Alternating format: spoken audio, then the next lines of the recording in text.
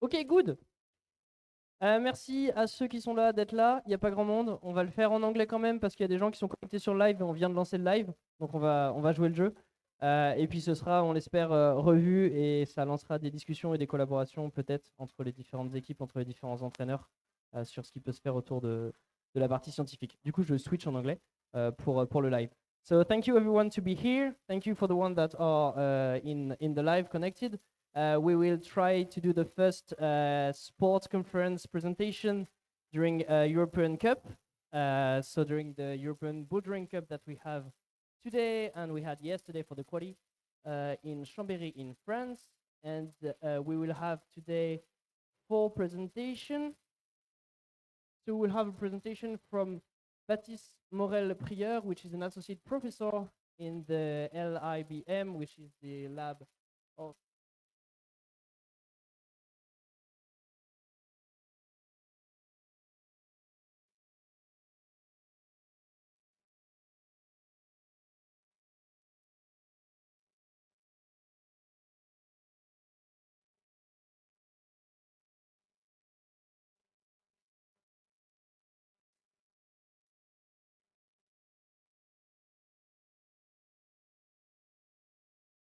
and innovative training programs for performance and climbing performance. So thank you very much to you to be here and to present today.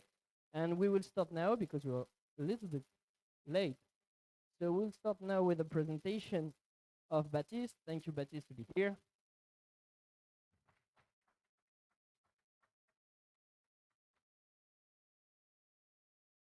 So Baptiste is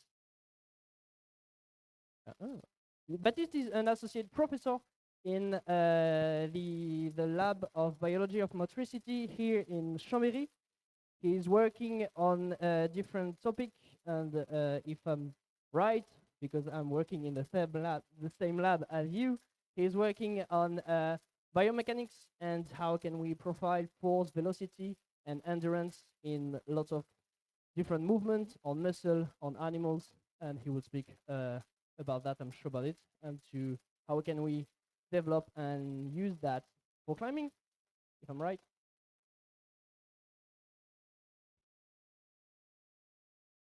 Thank you, Ave, for the presentation. So yes, so let's go inside the presentation right now. I will start with a question. Do you know this car? Yes. The yellow teapot, it's the surname of this car. Why I'm talking about a car while we are in a competition of climbing? It's because this car was the first one using a turbo engine in Formula One. And it's probably because there has been a lot of research for high performance in Formula One on this specific particularity of the engine being the turbo, that right now, maybe in all the cars you drive on a daily basis, you have a turbo inside. And that's why I want, what I want to do right now, it's how can we use the research being done for the high performance and elite athletes, and how it can be used for public health question and issues. The 3 past year in 2021, 22, and 23, there have been a lot of publications looking at how we can translate the research done for elite athletes and how it can be used for public health questions. So, for example, the last one, look at the stars. Is there anything that public health and rehabilitation can learn from elite sports? So here we're in a competition of climbing. So is there something that we do with elite athletes that we can use for example, cancer patients? It can work on this way, but also in the opposite way. How the research that we can do with cancer patients can help to train and for the high performance of elite athletes. So that will be the point of this presentation. And especially we will focus on something that interests both the elite climbers and the cancer patients, being the grip strength. So for climbers, it's quite evident. the force of the grip strength will be something related to your performance. And it's maybe less evident for cancer patients, but the grip strength is something really highly related to your chance of survival during the disease.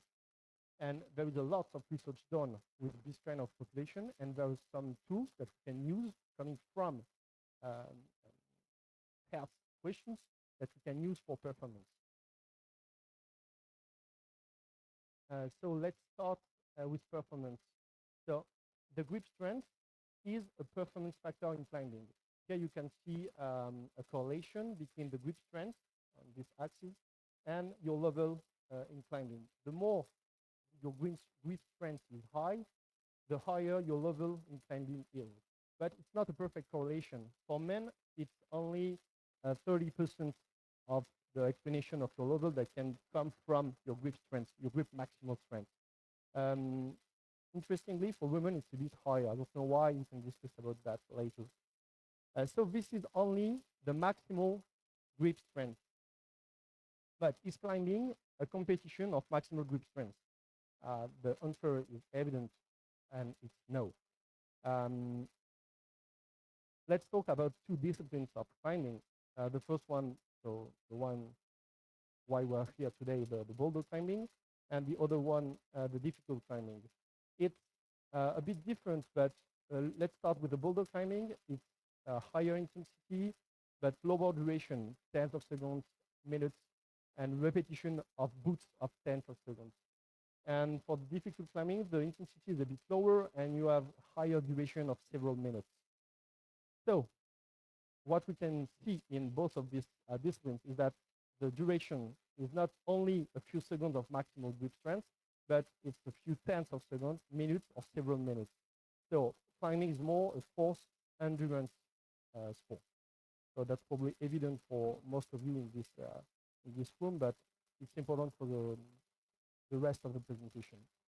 So to evaluate the endurance capacity, there is some tests that you can do. For example, hanging test, and you will hang in this position and see how many times you can keep the position without falling. And something interesting is the same kind of correlation that I presented before.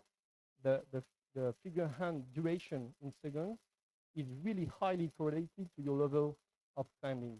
And the R squared here is really higher. So 75% of your level of climbing can be explained by the time you can hang and you can maintain the position before exhaustion and the apparition of fatigue. So the endurance parameter seems to be a really interesting one for climbing. And when we're talking about endurance, you can talk about this model, which is a model that has been developed for cycling or sprinting, for running, but it's also really interesting for force endurance tasks. So just a little description. So the name is the critical force, a critical power model, and it describes that. Now here you have the intensity, and here the time that you can sustain this intensity. And what you can see is that there is a critical force. A force when you are below this threshold, the fatigue will not set up. So you can maintain a force as long as you want. And when you are going above this threshold, the fatigability will start, and you can maintain this intensity above the critical force only a few seconds, tenths of seconds, or minutes, depending on how high you are above the critical force. And this model is described by two parameters. The first one is the one I'm speaking right now, is the threshold, and the second one is named W prime when we come from the cycling studies, and it's a reserve, a work reserve that you can perform above your critical force before exhaustion. When it's emptied, it's related to anaerobic capacity, and when it's emptied, the exhaustion will be here, and you cannot maintain anymore the task. And something that is really interesting is that when I told you before of the hanging task, the time that you can maintain is explained by two parameters. the critical force and the W prime. And two athletes that have the same hanging time can have the same, but with different critical force and different W prime. For example, with a really high critical force but a low W prime, or a high W prime and a low critical force. And they are not related to the same physiological and biomechanical determinants. So when you want to train one, you don't train the other one. So that's important to consider for training purpose. There is a few studies that try to apply the critical force concept to climbing. This is the first one. So the traditional methodology to evaluate the critical force are several time to exhaustion tasks with different intensities. So this one is the same hanging task that I presented before, but without, there is a reference task without any weight added. A task with the force, the intensity is higher because you had a weight to increase the force produced by the fingers. And you have another task where your weight is lightened because with the pulley, you had a weight and it decreased the force that you produce at the level of your fingers. And you can obtain the kind of relationship that I presented before with the evaluation of the critical force and the evaluation of the W prime. So it's possible to evaluate on tasks specific to climbing the critical force. But the problem with this kind of methodology is that you have to perform multiple times exhaustion, and since you are exhausted, you have to recover, and you can only perform one test each day. So it means that you need, at the minimum, you need 3 days to evaluate these parameters. So that's interesting for research purpose, but for training, it's quite hard. So there is another methodology that you can use, is named the all-out method. On the same task, it's only with one hand, but it's exactly the same idea behind that. And you will ask your athletes to perform maximal force at any time of the test and during 5 minutes. And what you can see is that at the beginning, there is a steep decrease of your force capacity, and then it will plateau. And this plateau corresponds to the critical force. And the work and the impulse that you perform above the critical force correspond to your W prime. So with both the method of the multiple time to exhaustion and all-out methodology, you can evaluate the critical force and W prime. But so you can evaluate that. And the other important point that I want to show you is that are the critical force and the W prime related to the performance of climbing. Here you can see for difficult climbing, here the critical force and the critical force on the y-axis, and here the level of the climber on the x-axis. And there is a strong correlation with the R² of 0.60. So the critical force is highly related to your performance in climbing for difficult climbing. If you look at the W prime, it's not correlated. But if you look at the other discipline of climbing, the boulder climbing, you can see that the performance is composed of both your critical force and your W prime. Because it's shorter and with more intensity in this kind of disciplines. But the critical force evaluation is hard, or even very hard, and it takes a lot of time. It's time consuming. So it's not easy to measure it for the following of the muscle capacity of your athletes. So it's a major issue to use it for the training. But it's at this point that I will talk a bit of the research that we do in cancer patients. It's the same and even harder for cancer patients. Let's imagine that you have a patient and you want to evaluate his critical force, which is a really interesting indicator. But you have to ask the patient to perform a whole-out effort. And for an athlete, for an elite athlete, it's really hard. But for patients, it's even really hard. So we work in the lab to find other way to evaluate this critical force, which is a really interesting parameter, but with a test which be more easy to perform for patients. And we think that it can be transferred to elite athletes and for the training purpose, because you can do the test I will present you easier. So the main idea of this test is a decreasing ramp test. So you will ask the participants, the athletes, to produce a certain amount of force, and progressively during the test, this force will decrease. And every 30 seconds, you will ask the participant to perform a maximal force capacity. And this is the kind of result that we can obtain. At the beginning, this is your maximal force without fatigue. Then, as you are exercising, the fatigue will start. So after 30 seconds, when you ask the participants to do a maximal force, the force will decrease. Then it continues to decrease.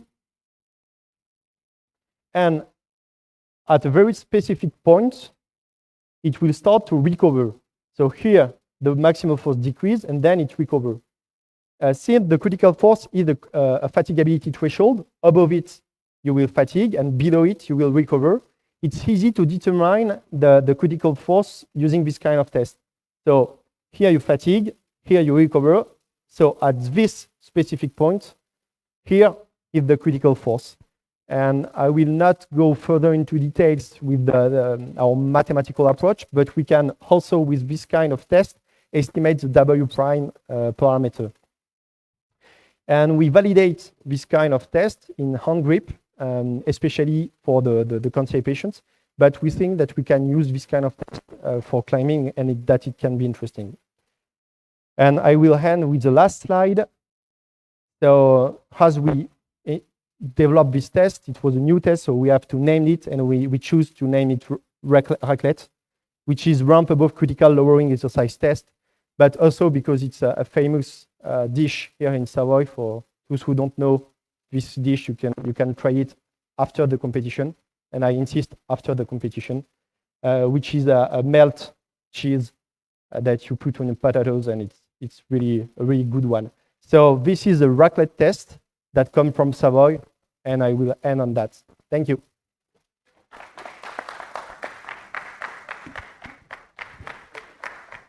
Thank you, Baptiste, for this interesting presentation, as usual. What we can do is to ask a question before the other presentation, because Baptiste will have to leave us for trains. So if you have some question about this test, I might start with one. You can ask question in French, or you can ask question in English. That's okay. I might start with one.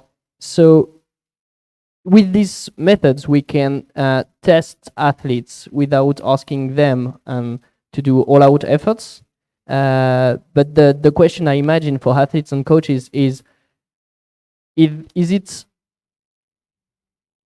precise and relevant compared to the gold standard method, which is differentiation with all-out efforts? Is it the same precision to investigate the critical force and the W prime? Yes, that was what I presented just before on that slide. So this figure comes from our experiments where we validate the method, the raclette method, compared to the gold standard method being the all-out and the time to exhaustion. And this kind of tests give exactly the same information and the same value for the critical force and W prime than the all-out efforts and the time to exhaustion. So yes, this is a valid method. We validated for hand grip, for knee extensors, for running, and for cycling. That the experiments that take place right now. But all the results that we have in the lab converge with the fact that this method is reliable to evaluate the critical force and the W prime, despite the fact that it's not a time to exhaustion or an all-out effort.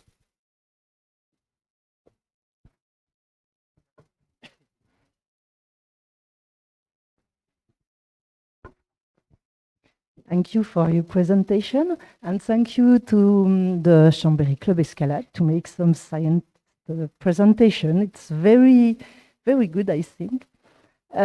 You have mentioned that the resistance and the maximal force are tentative of climbing level for men or for female. What about the critical force? Is the same for the two or not?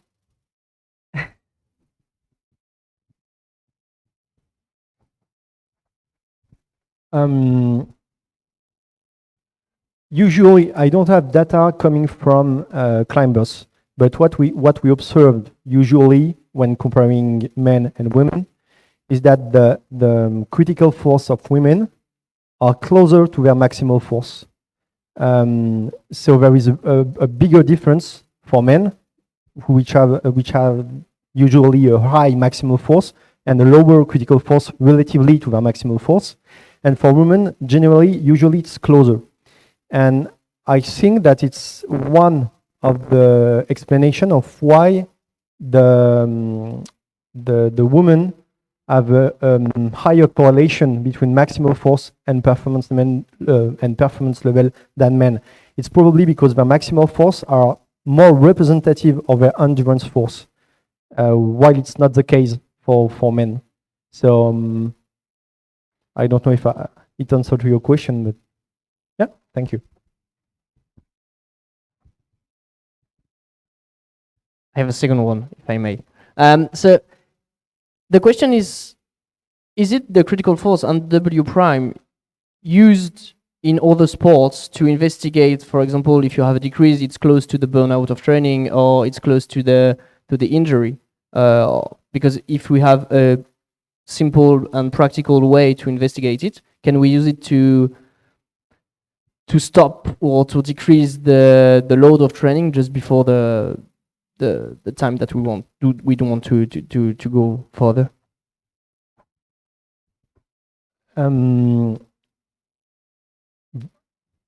To my knowledge, there is no studies for using the critical force concept or critical power concept for determining at which point the overreaching or overtraining can occur.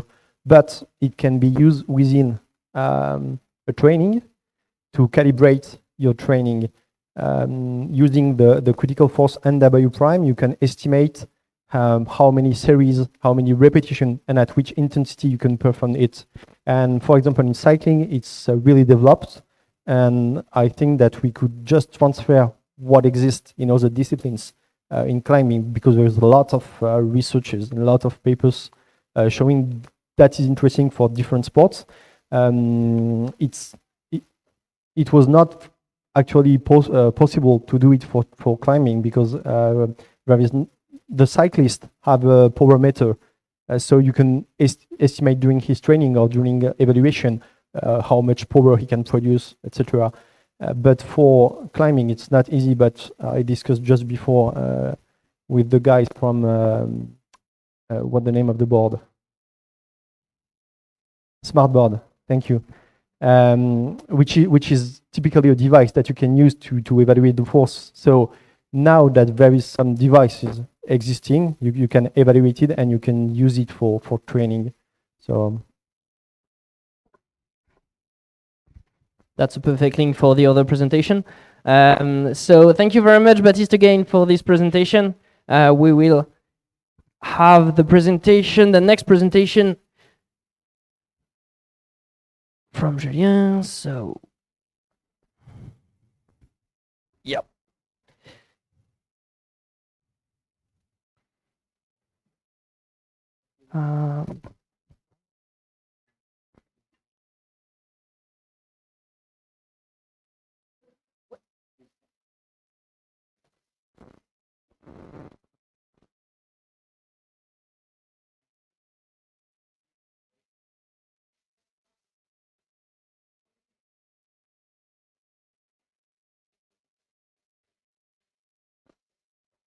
That's a little bit long to have the next presentation, but we will have it for sure.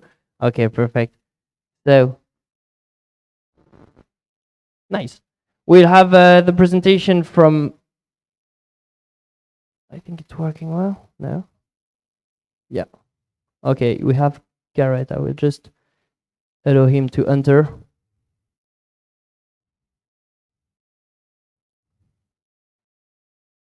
Okay. Hello, Garrett. I imagine that you can hear me. Yeah, hello. So we are a little bit late. We'll have the presentation before you, and in 15 minutes we'll have your presentation, if it's okay for you. Okay, perfect. Thank you very much.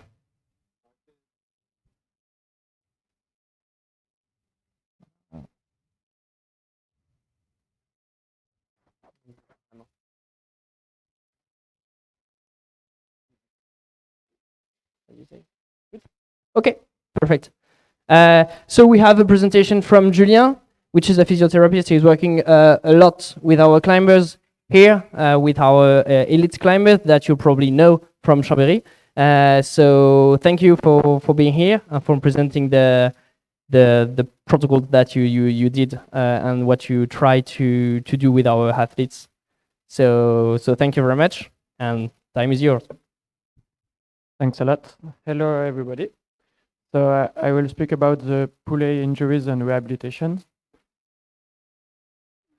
about the exercises, protocols, and understanding of risk factors. So finger pulleys help maintain the flexor tendons pressed against the bone, which is necessary for proper development of strength and is subjected to significant stress during climbing. The purpose of my presentation is to initiate a discussion on the rehabilitation of pulley injuries by understanding the mechanism of injury and how to avoid them. Why should we avoid it? Because in the case of a complete non-operated rupture, it's considered that it will take 4 months before you can do a full crimp. And in a case of an operation, the typical delay is 6 months before you can do a full crimp. Currently, there is no consensus on rehabilitation phases or rehabilitation protocols. Today, I will present a review based mainly on articles by Jared Vazzi and Esther Smith, as well my personal experience.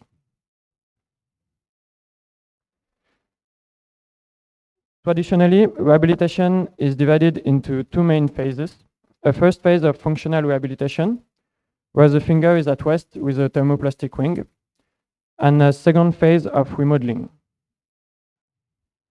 The latter begins after removing the ring.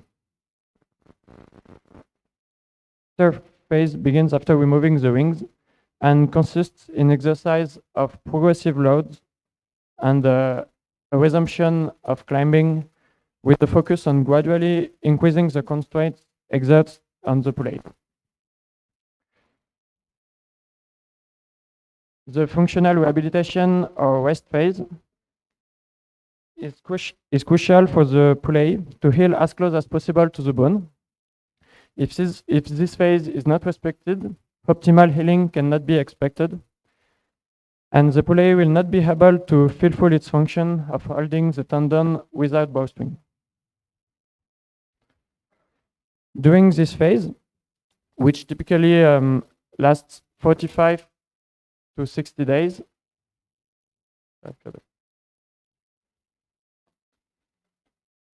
during the rest phase, which typically lasts 45 to 60 days for a complete rupture, it's necessary to avoid pain and encourage finger mobility. The climber should gradually use the hand, but without significant forceful movement with the flexor muscle. However, they can do gentle exercise with the extensor muscle.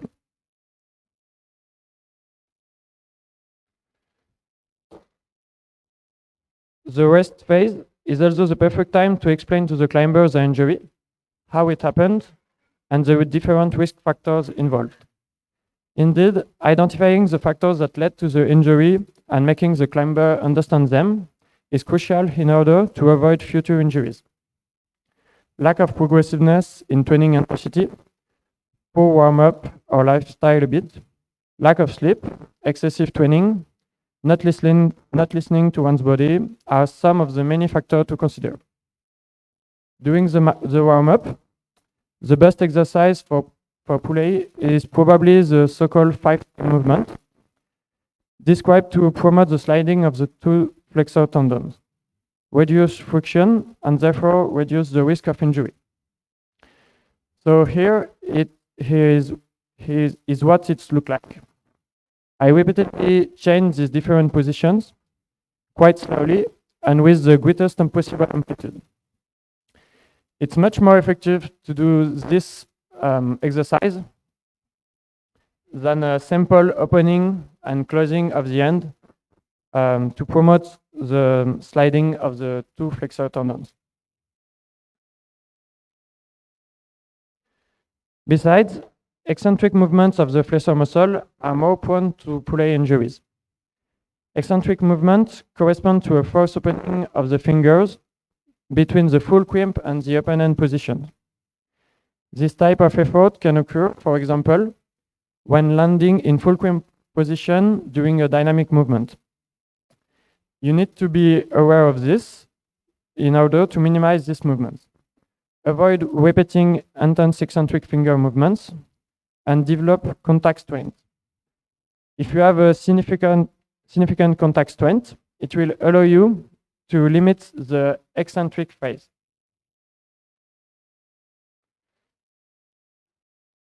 Finally, during the rest phase, climbers can learn how to make the palpation of their finger to assess the fatigue state of their tendon structures and pulleys. Pain and palpation that persists at rest can be an early sign before more severe pain occurs. If caught in time, adapting the training can suffice, but a break from climbing will be necessary if it's not. Regarding this, in elite sports, communication and exchange between coach and athletes are undoubtedly the primary factor in preventing overuse injuries.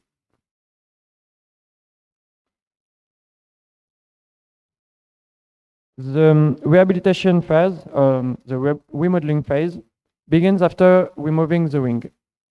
The climber should not have any pain and have full range of motion. To evaluate the range of motion, we can ask to the climber to do this position. Except from a retraction of the anteroceus muscle, he should be able to touch the upper part of his palm with the fingertips. And to perform this test, it's important to keep the back of the hand straight.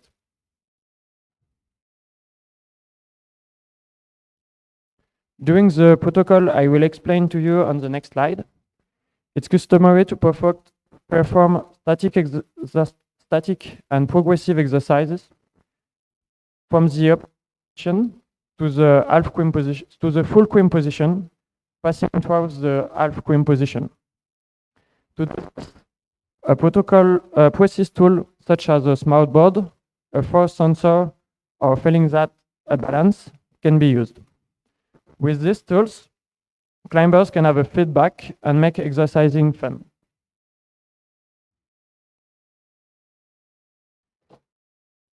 So now the protocol.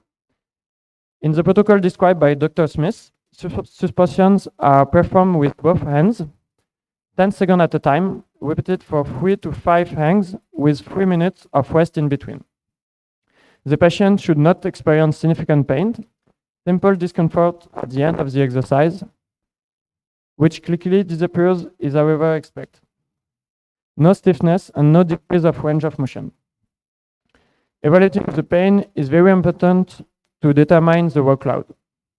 Pain from palpation or pressure on a hold is different from pain felt without touching the finger.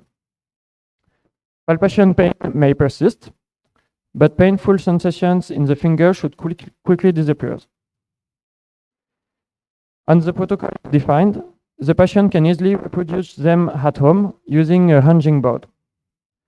They can use a balance or simply rely on the perceived pain. And based on experience, after doing the exercise a few times on a balance, the patient is able to know within 1 or 2 kilos how much they are pulling and adjusting it to the sensation felt in the finger. In my practice, I propose an adaptation of the protocol. because I prefer to do the exercise one hand after the other, that the climber can really focus on the sensation in the hand used. The protocol usually starts with 5 to 10 kilo of traction, an increase of 1 to 3 kilo per week. However, once again, evaluating pain is the main signal. I make them do shorter contraction durations of 5 to 7 seconds, up to 5 to 10 repetitions with shorter rest period of about 15 seconds, allowing the finger to recover. I recommend doing 2 to 3 sets, 5 minutes apart. To encourage tissue adaptation and strengthening, these exercises must be done regularly, around 3 times a week. During the protocol, in order to exert progressively increasing constraints on the pulleys in fulcrum position, it may also be important to look at the angle of flexion of the proximal interphalangeal joint. Using a fulcrum position while keeping the wrist in a low position, so the pictures are on the right, can also be a first step for a climber who has a lot of apprehensions.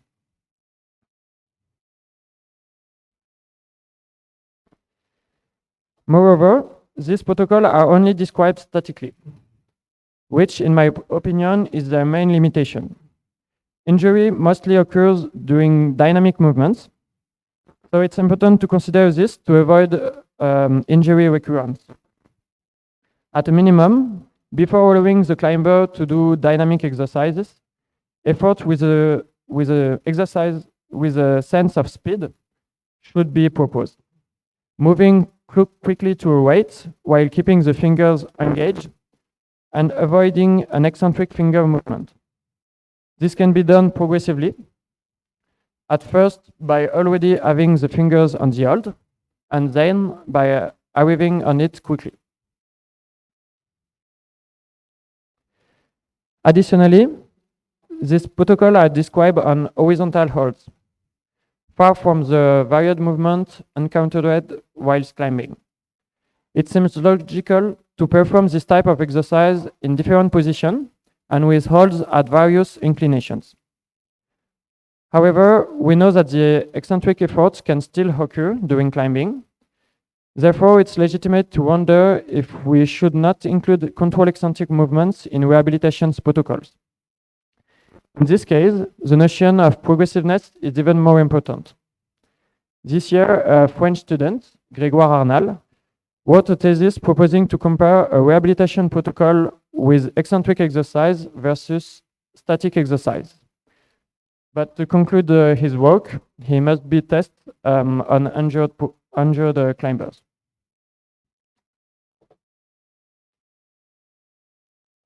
Now, just regarding tape, let me first remind you that the tape, it doesn't have a significant mechanical effect, and the exercises proposed are described without using tape. When resuming climbing activities, I tend to advocate against the use of tape for pulley injuries without secondary injuries. Indeed, I consider that it could interfere with the feeling of any pain, and the climber might be inclined to overexert. Notice it could be different if there is, for example, a lumbrical tear associated. But for pulley injuries, I think that a climber that have been properly briefed and advised on pain and authorized or prohibited movements should be able to climb without tape. So here is a more complete summary of the different phases mentioned. It's important to note that the remodeling phase can be divided into several stages, which could be adapted according to the climber and the pain. For example, by implementing static exercises, dynamic exercises, eccentric exercises, a resumption of climbing only on slab or only with open hand position and jugs. This diagram remains valid for both a simple pulley injury or an operated rupture. only the duration of the different phase changed.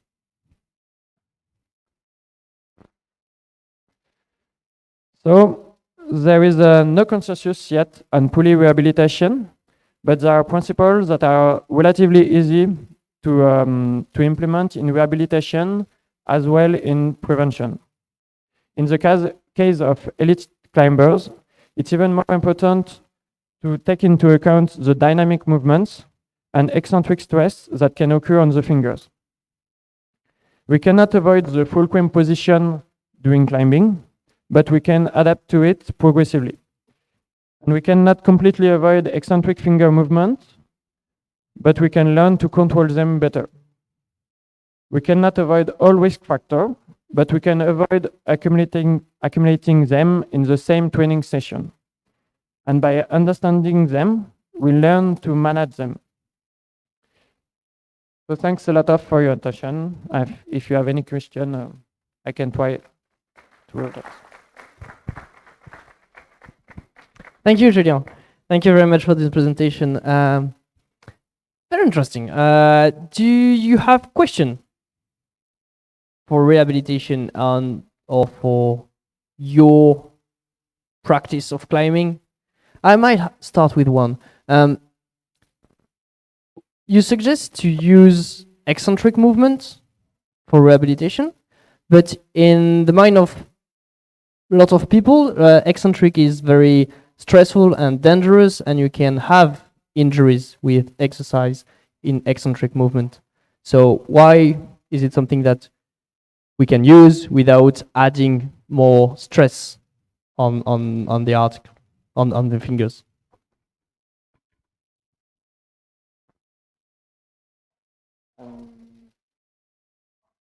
I will try to explain in English. So I do it in French. Donc, les mouvements excentriques sont ceux qui procurent le plus de lésions au niveau des poulies. Mais en même temps, on sait très bien qu'on ne peut pas les éviter complètement en escalade, notamment sur des réceptions de mouvements dynamiques. Donc la question peut se poser plutôt que de les éviter totalement dans la rééducation, de préparer le grimpeur à être capable de supporter ces mouvements excentriques lorsqu'il va faire des mouvements dynamiques par ailleurs. Toujours en gardant en tête que le mouvement excentrique dans la pratique de l'escalade, on va essayer de le limiter en favorisant la force de contact, donc la contact strength.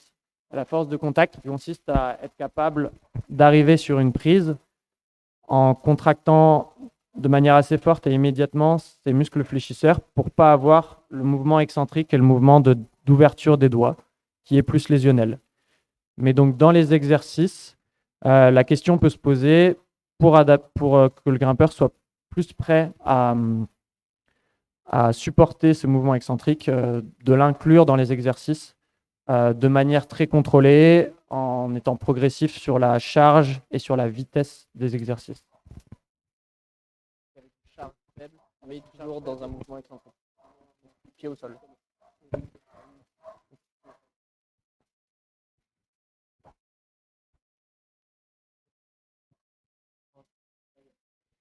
Je vais poser ma question en français aussi, si ça ne vous pose pas de problème. Alors moi, ce n'est pas tout à fait une question sur les problèmes de poulies. C'est une question est-ce que vous pensez que les poulies des grimpeurs sont une structure plastique qui va se développer en fonction du niveau de force que donc, le grimpeur peut être capable de produire au niveau de ses doigts? En gros, est-ce que les poulies des grimpeurs sont plus résistantes que celles des personnes qui ne grimpent pas, par exemple? Et je vous pose la question par rapport à un mode d'entraînement qui commence à être étudié, qui est l'entraînement avec la restriction de flux sanguin, où on va utiliser des brassards pour réduire le passage du sang et qui permet finalement de s'entraîner à des niveaux de charge qui sont très très faibles, donc 30 à 40% de la contraction maximale, et qui permet de gagner en force. Et donc, on peut imaginer que les grimpeurs peuvent s'entraîner toujours avec des niveaux de charge très faibles et puis gagner en force et le jour de la compétition, grimper avec 100% de leur force max. Et donc, la question, est-ce que le fait de s'entraîner avec des niveaux de charge faibles peut, du coup, faire que la poulie va plus être adaptée à un niveau de force plus élevé, ou est-ce que finalement, c'est des structures qui sont relativement passives et qui n'évoluent pas avec le niveau de force de l'individu? Alors, du coup, par rapport au BFR, donc aux exercices faits avec restriction de flux sanguin, à ma connaissance, il n'y a pas beaucoup d'études qui ont été faites par rapport à l'escalade là-dessus. Mais donc, par rapport aux poulies, c'est démontré qu'elles ont tendance à s'adapter. C'est des structures qui s'adaptent, comme les tendons, comme d'autres choses, donc qui vont être plus fortes chez des grimpeurs entraînés. Et donc, oui, les poulies, on peut les renforcer en ayant une certaine progression dans la charge qu'on leur fait supporter. Et donc, c'est pour ça que c'est très important d'être progressif à ce niveau-là pour éviter de se blesser au niveau des poulies. Et donc, on pourrait imaginer que si on développe uniquement sa force, des musculaires, mais avec des charges inférieures, donc qui ne vont pas renforcer les poulies, on aurait plus de chances de s'y blesser. Et c'est bien pour ça qu'on va rarement se blesser à une poulie la première année où on grimpe, parce qu'on ne va pas avoir énormément de force non plus dans les bras. Et c'est quand on va commencer à développer sa force de bras, mais que les poulies ne seront pas forcément adaptées, parce qu'on peut considérer que c'est des structures qui vont mettre plus de temps à s'adapter que les muscles, qu'on va se blesser. Donc on va plutôt avoir plus de risques de se blesser, soit quand on vient d'un sport où on a une force de bras très développée, mais des poulies qui ne sont pas du tout entraînées. Et donc, on va tirer fort sur les prises, mais avec des doigts qui ne sont pas préparés à ça. Soit quand on va manquer de progression. Et donc, il y aura plus de chances de se blesser au niveau des poulies. On considère après 3 à 6 ans de pratique, notamment, enfin, en tout cas, moins la première année, parce qu'on va avoir moins de force dans les bras, on va utiliser moins des petites prises. C'est quand on va commencer à devenir plus fort au niveau force musculaire et serrage de prise. Si les poulies ne sont pas adaptées, qu'on n'a pas été progressif là-dessus, qu'on aura plus de chances de se blesser. Donc dès qu'on commence à grimper, il y a intérêt à avoir une certaine notion de progressivité dans la charge qui est mise sur les poulies.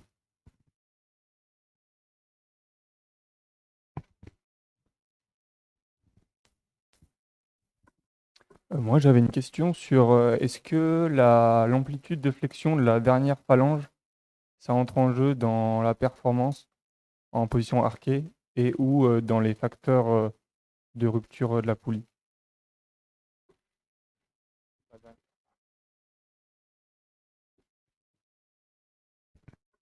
Du coup, la dernière phalange, on est d'accord sur les arquets, elle est en extension.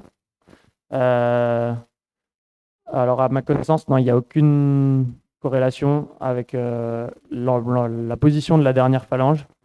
La dernière articulation, le fait qu'elle soit en extension, ça aide au verrouillage des fléchisseurs. Après, qu'elle soit un peu en extension ou peu en extension, ça va dépendre de la laxité articulaire de la personne.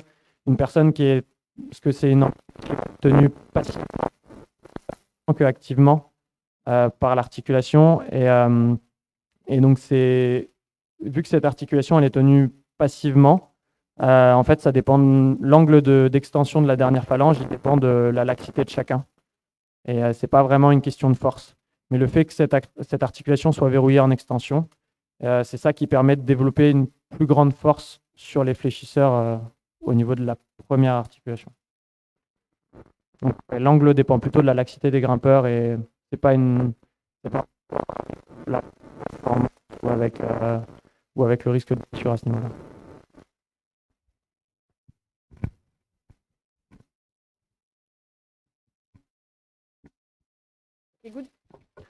On va enchaîner avec la présentation de Gareth.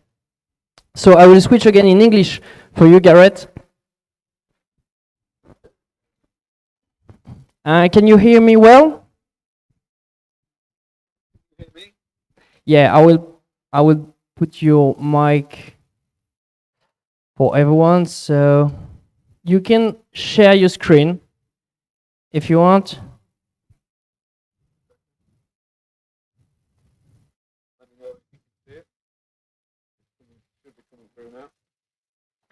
Yeah, it's coming.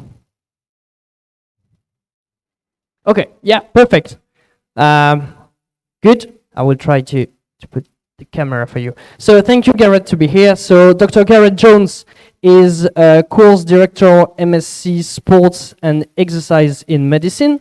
He's working for Leeds Beckett University in England, and his research are focused on musculoskeletal, sorry.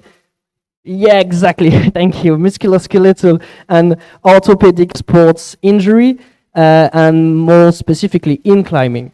So thank you for being in the teams, and I let you the presentation. Thank you.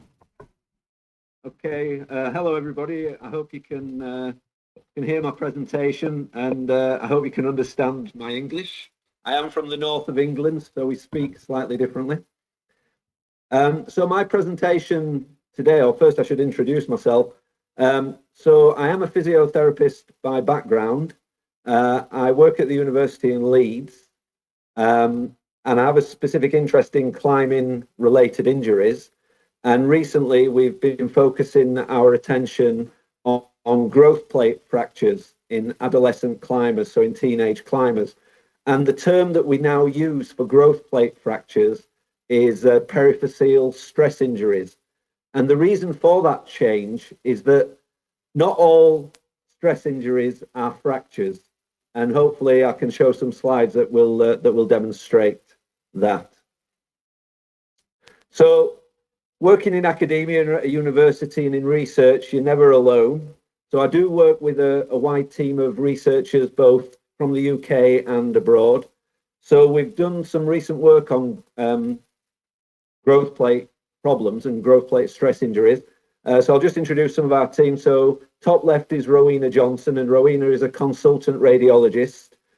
So we refer to Rowena for all our imaging. We've got Mark Johnson, who's on the bike. He's not a climber, but he's a professor of pain and analgesia. Some of you may have heard of the following couple. This is Volker and Isabel Schoffel. So I work with Volker and Isabel. They're both based in Germany. Bottom left, we have Tim Halsey. Tim's a consultant hand surgeon and works from Sheffield, a very well-known climbing area in the UK. And finally, we have Chris Lutter, and Chris is an associate professor at Rostock University. Again, he's involved in the climbing research. So a little bit about myself. I am a climber by background. I particularly like the image on the left is climbing in Scotland. So if you ever get a chance to climb in Scotland in winter, that's me on a mountain called Craig Meggy. But you have to get used to Scotland, that the ice probably isn't as good. Well, I know it's not as good as down in the Écrin, and we have to cope with a little bit less protection at times. So we have to be a little bit bolder at some points. And the image on the right is actually from the Écrin, so the Parc National. I've just climbed the Barnois Couloir onto the Bas des Écrins. So that's a few years ago. So I do know the area where you are a little bit. So getting back to stress injuries, what we started to notice in the UK is we had a number of adolescent climbers coming to us with growth plate problems. And what we've started to notice over the years is that in the academic literature, there's more and more reporting of growth plate stress injuries. And as I've said, the new term for growth plate stress injuries is primary periphyseal stress injuries. Now, the issue is this, that stress injuries of the bone are well known in adolescent sports participants, but they're less well known, particularly in climbing and of the hand. And the issue that we have had in the UK is that many clinicians aren't familiar with stress injuries of the fingers. And the issue with that is that they have been misdiagnosed and mismanaged. And what we tend to find is that climbers and coaches are much better informed than the actual clinicians themselves. So we do feel that our job is really to try and get the message out among the medical teams around the potential problem of stress injury. We've particularly got a problem with the diagnosis of stress injuries. So we get a number of these can be misdiagnosed or mistreated, and it can lead to quite significant problems.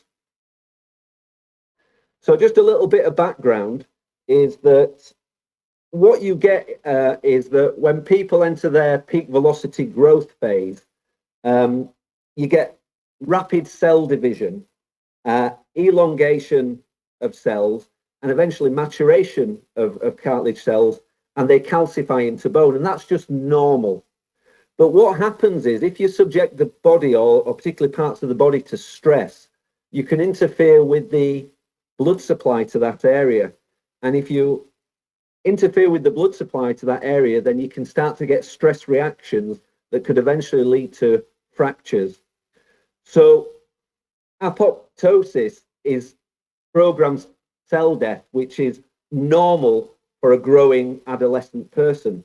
But what we're trying to avoid is necrosis, which is when the blood supply to particular areas is disturbed, and then it can lead to all sorts of problems.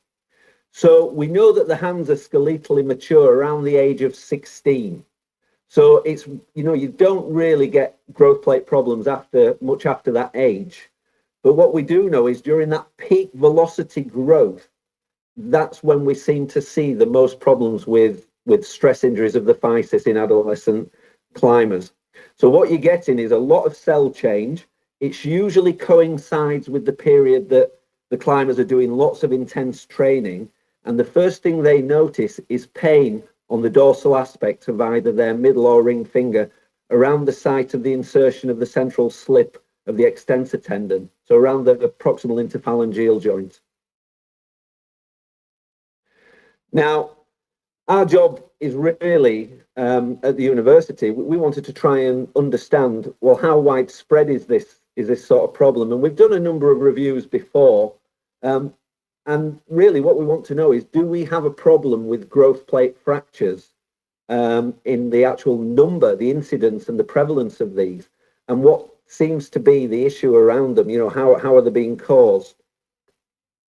But one of the problems with the literature is, in truth, we know very little of adolescent climbing injuries. We actually don't know the incidence or prevalence of growth plate problems. And the main issue we think we have is actually with clinicians not really understanding the condition and diagnosis themselves. What we really need to happen is a multi-site study where we really try and find out how large the problem may be. And what we have at the minute is a lot of self-reported studies, a lot of questionnaire-based studies. And the problem with asking people whether they've ever had a growth plate problem is that they may have diagnosed it themselves on the internet and it may be misdiagnosed. So really what we need is a well-funded, large-scale study so we can really understand what's going on. As I said, we've written about this before, and the issue is that if a growth plate fracture is mismanaged, what happens is you get, the growth on one side of the growth plate will cease, but the growth on the other side of the growth plate can continue. So as you can see in the image there, it can lead to deformity. So the last thing you want is for a young climber to have continued climbing to the point that they end up with deformed fingers, because that's going to have a detrimental effect not only on their climbing but also on their dexterity and going through life for use of their hands. So what's the clinical presentation? What do we typically see? It's usually an adolescent climber, peak velocity, so they're going through a very rapid growth spurt, typically somewhere between 11 to 16 years of age. Very rarely would we see anybody after, unless they're a late developer, because as I said, the hands are skeletally mature at 16 years of age. And it's usually what we term an insidious onset. It isn't trauma driven. They start to notice pain on the dorsal aspect of their hand around the pip joint. So as I said, around the central slip of the extensor tendon. And they can't remember an incident, but it's usually coincides with an increase in the amount of climbing that they are doing, or changes in the type of climbing training that they are going to do and undertaking. So there are some alternative diagnoses. So if you do have pain on the dorsal aspect of your finger and you're an adolescent climber and it's not traumatic, it's just started to come on and you're feeling some pain there, I would probably think that it would be a growth plate related issue, so some form of stress. But you do need to go and see a clinician just to make sure that there's nothing else happening there. And as you can see from the schematic that we drew on the top right, you can see the forces and the axial compression that's happening at the growth plate.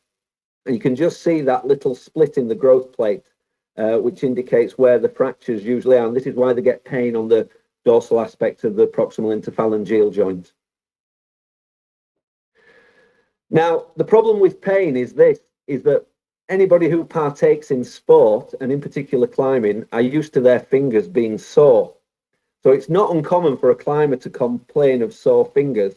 But what I would say is if you specifically have pain either on your middle or ring finger on that joint and it lasts longer than 2 weeks, then you need to go and get it checked out, because the chances are you may be developing a stress reaction.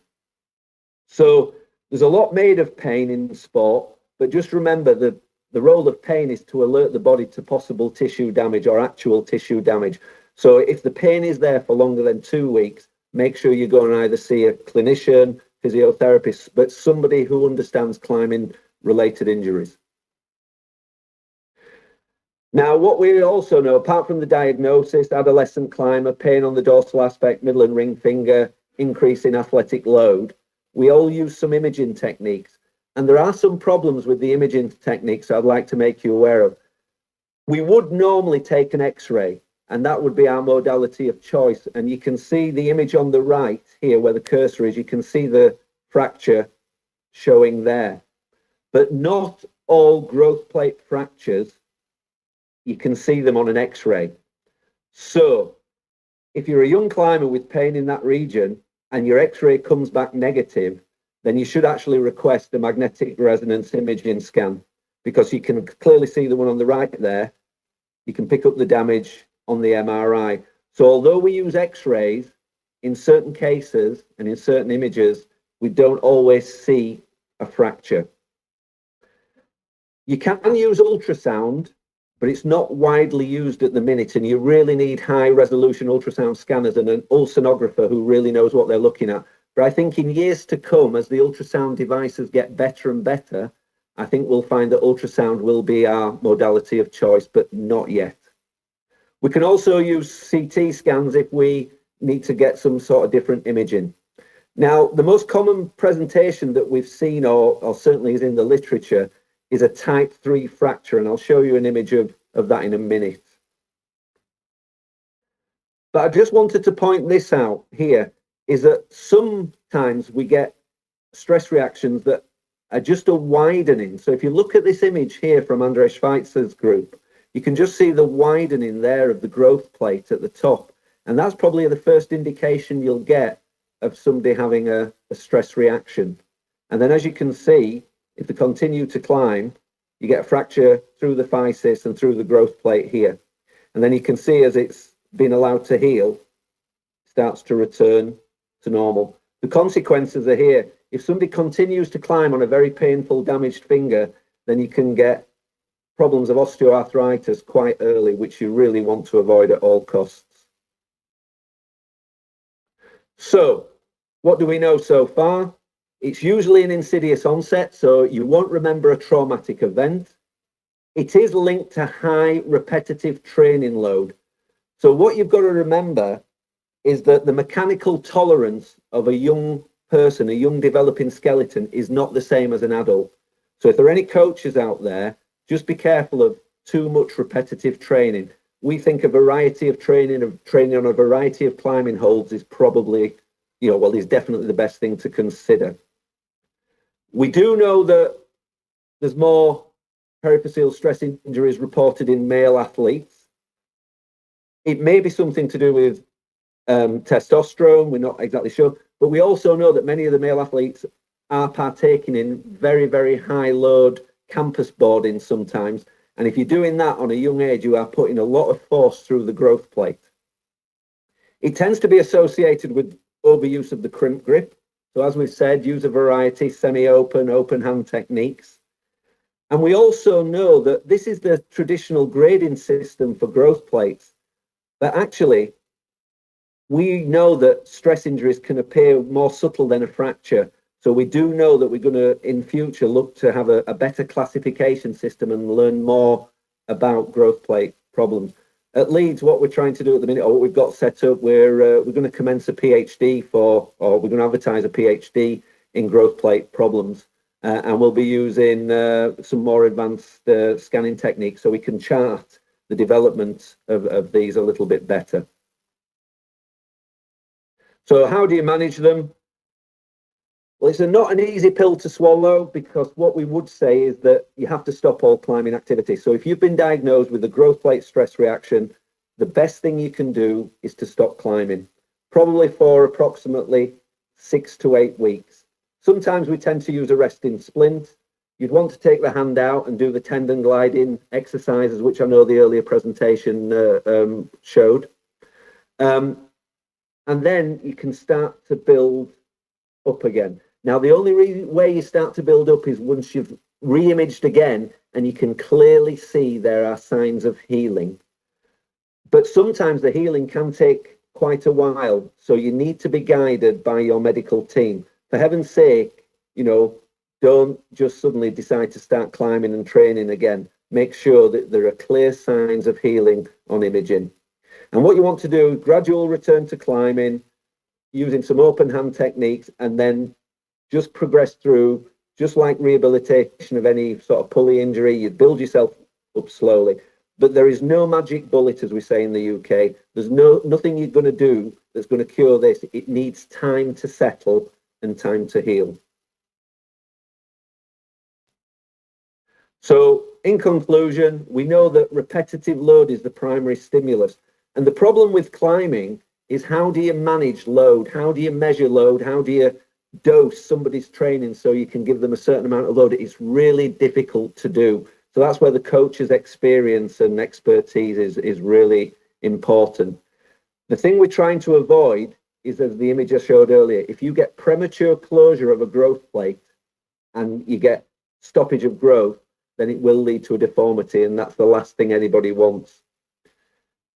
One thing that I particularly like using, and we do use in sport, is there is something called the Oslo Sports Trauma Research Centre questionnaire, and it asks athletes 4 simple questions. And one of the questions is around pain. And if the athlete answers yes to one of the 4 questions, it immediately alerts the medical team that they may want to examine and have a look at this.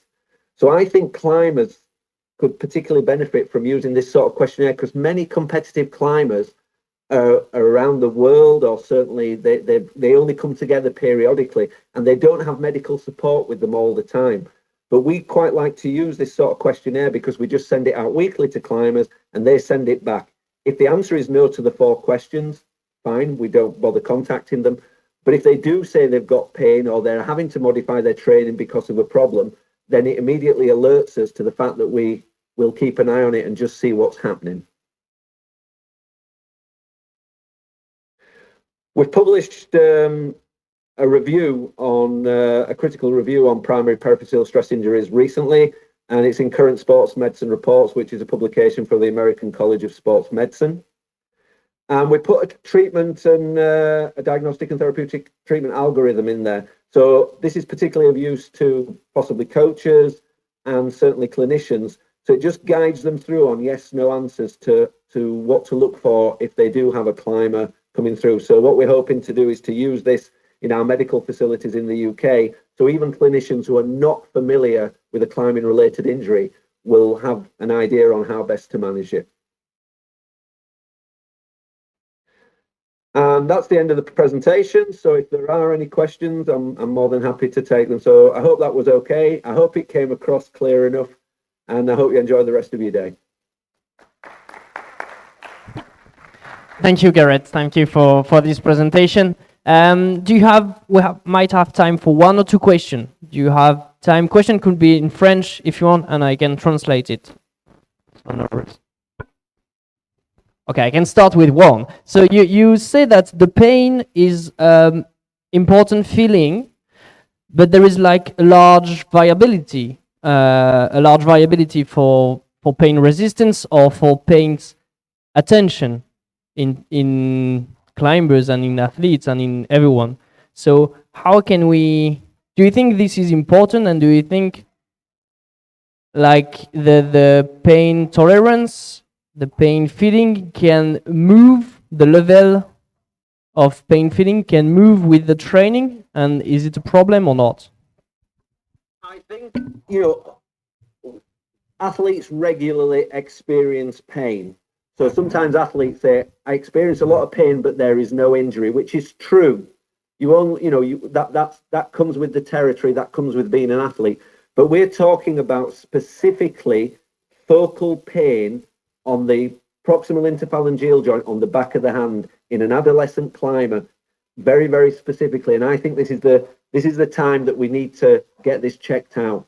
You know, this isn't just a little bit of soreness post-training. This is a specific pain at a specific anatomical site. And if you continue to climb on that and you do have a stress problem that gets worse, then the issue being is you could damage yourself permanently. So I think it's a tricky one, because this isn't a trauma. This isn't like a pulley injury where they hear an audible pop and there's a swelling. Very often there is no swelling, there is no clinical sign more than pain, and it isn't till you image it that you can actually detect what's going on. Okay, yeah, thank you very much. Thank you for these details. Yeah, we have one question.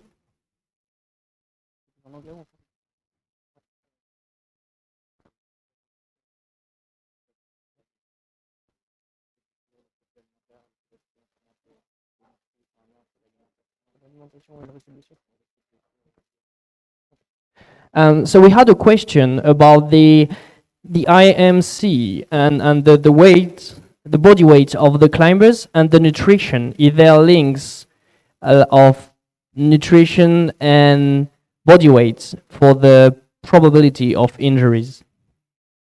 There's nothing in the academic literature about body weight. Most of the time, this is happening in dedicated climbers who are probably training for competition, who are adolescent. So their strength to weight ratio and their body fat is low anyway, because they wouldn't be at that level if they were particularly larger climbers. But there's nothing in the literature around that. And the second part was, could you just remind me? About the nutrition, the alimentation. The what? Sorry. The alimentation, the nutrition. Oh, the nutrition, yeah. The issue being is that I know climbers want to be specifically light, but really they need the correct nutrition on board. But again, this is something that hasn't been looked at in the literature. It will form part of our PhD study, where we'll be monitoring the athletic diet in the people who will be in the sample of climbers. Okay, thank you. Very interesting. What we've got at the minute is that we simply don't know enough, which may seem really strange for an academic to say, but we don't. And this is why we really need to research this area more. Okay, thank you very much. Thank you for this information, and thank you for investigating it. So just keep us in touch of your results and your PhD project and all the study that you will conduct. Yeah, no problem. And if any of the coaches would like a copy of our recent paper and the algorithm, I'm more than happy to share that with them. Okay, thank you very much. Thank you. So we'll have the last presentation from Clément. So I will share it. Thank you, Garrett, for everything.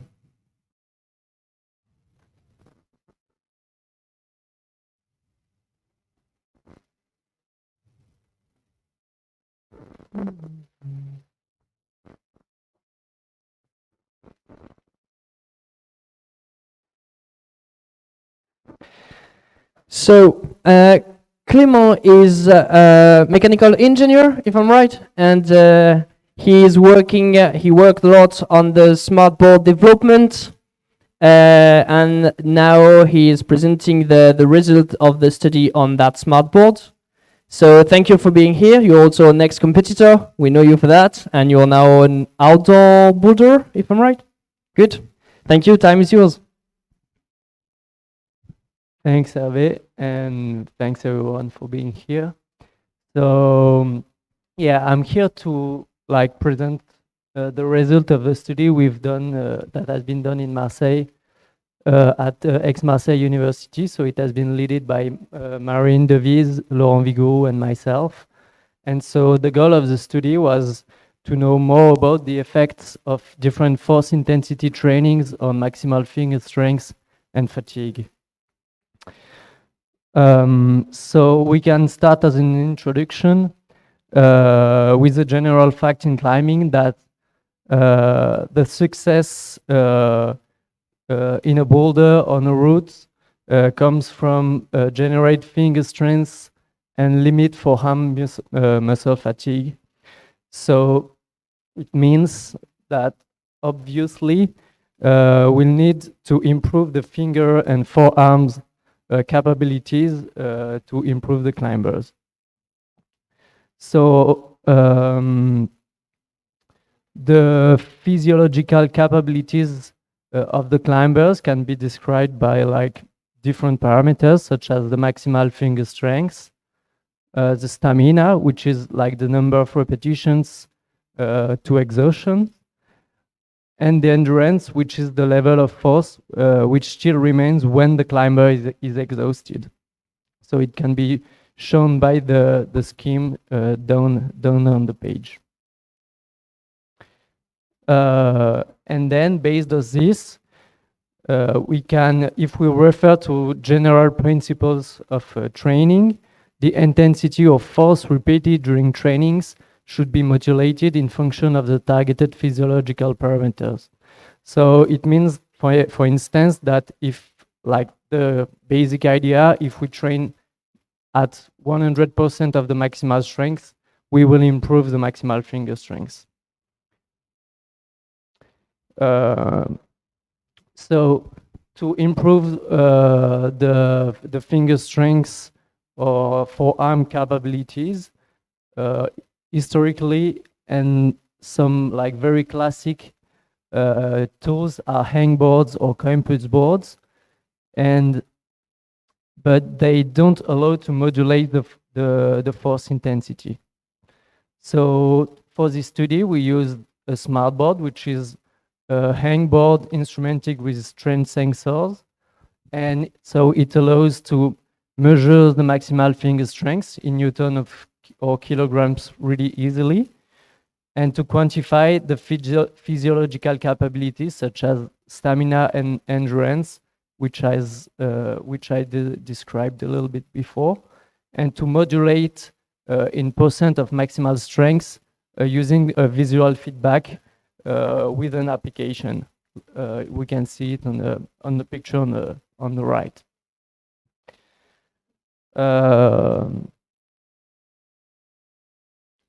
Then, so it's technically it's possible to use those tools to modulate the force intensity. But the question is, if we train, for instance, like the stamina, will it only affect the stamina result of the climber, or will also like the maximal force will improve or just evolve, as well as the endurance? So if I train at 100%, will I only improve my finger strength, or my stamina and endurance will evolve as well? So that's the main question of this study.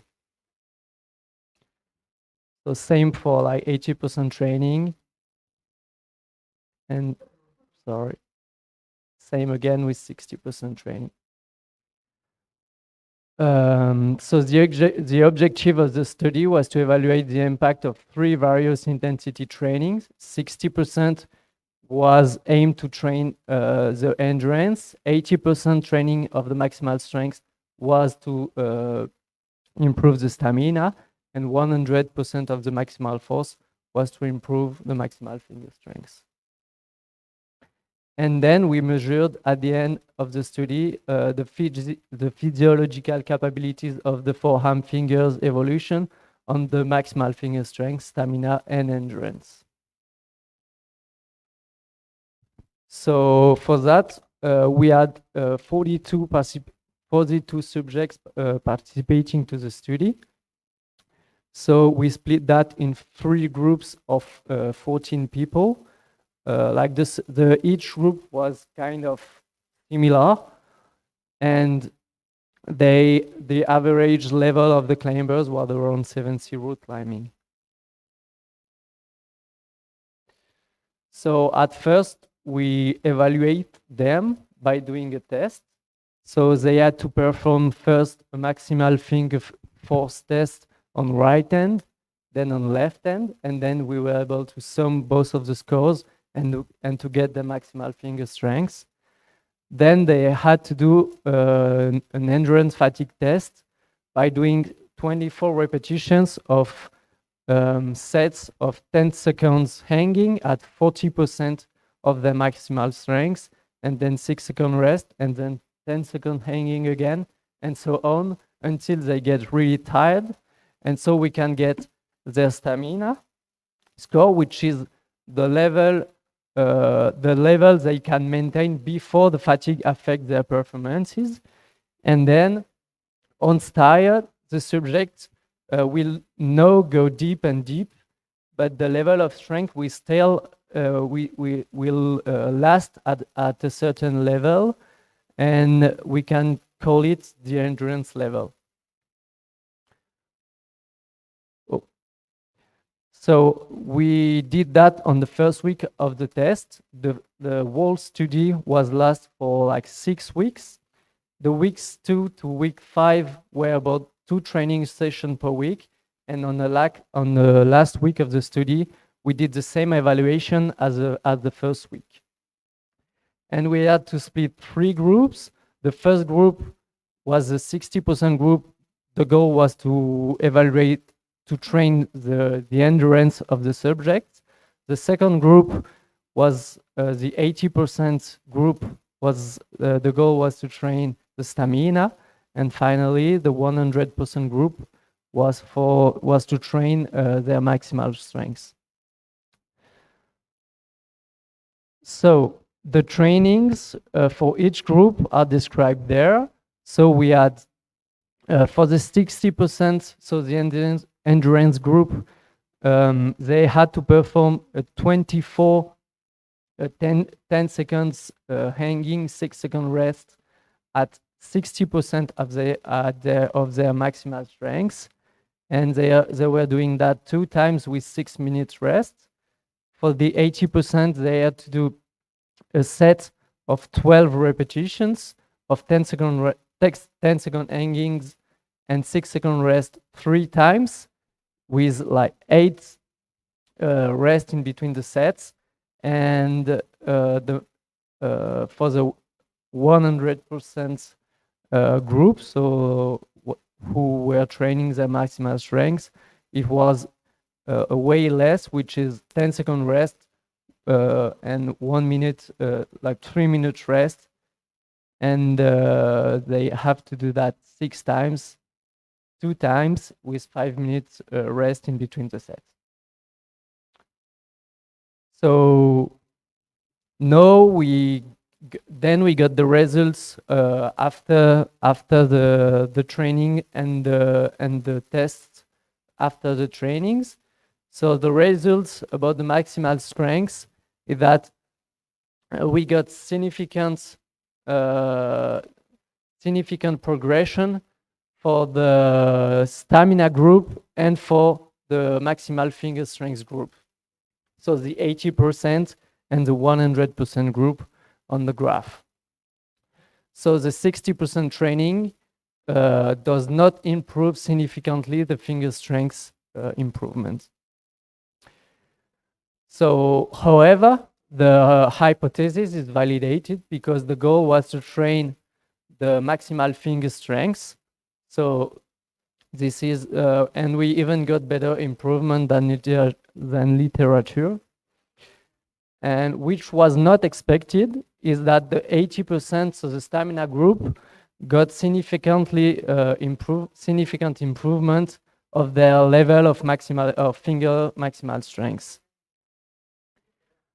About the stamina, we got significant improvement on the endurance group, so the 60% group, and on the stamina group, so the 80% group. So it means again that the hypothesis is validated because the 18% group got significant results. So it can be explained by the development of aerobic capacity and maybe better glycogen stockage capability. But it's only hypothesis because we didn't measure that properly. So that means that the best improvement in stamina comes from the stamina training. And finally, the endurance results shows that we got significant improvements on the 60% group and on the 80% group, which means that the hypothesis is validated again because by training at 60%, the endurance has improved. So the explanation is similar than for the stamina. So the conclusion is that a 4-week training program on an instrumented hangboards allows to improve significantly all the physiological parameters.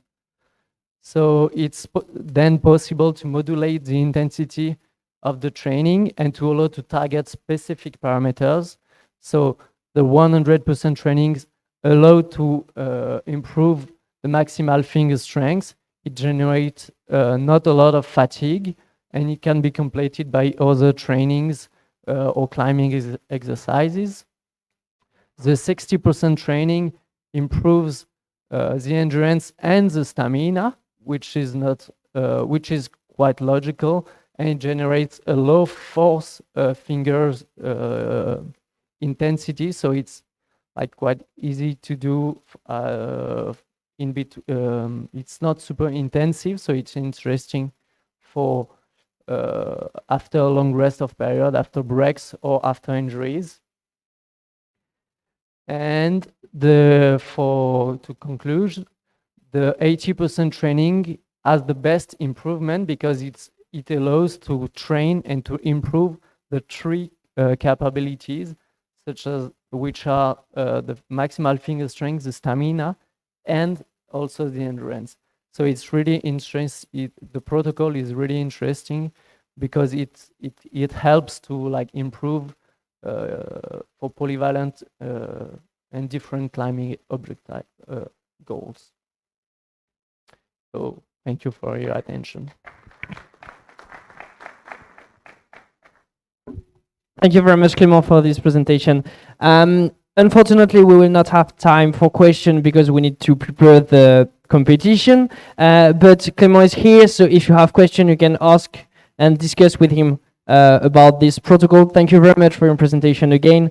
Not a question, but just a comment. We will work with the SmartBoard team soon to have with this tool the profiling of the muscle. You can have to make the link with the first presentation and the other. You can have the profile of the muscular performance, the force velocity profile, and all the parameters that you want to have about performance. So thank you very much for attending this first conference. We will leave the place for the preparation of the competition now. And if you have ideas, if you want to do collaboration with research, we're starting now in Chambéry in our association to develop the research aspect for performance, but also for health. And I really want to finish to thank Emma, which worked very well to prepare this, and to all the other aspects about research that we have in our association. So thank you, Emma. Thank you everyone for attending it, and thank you for the presentation.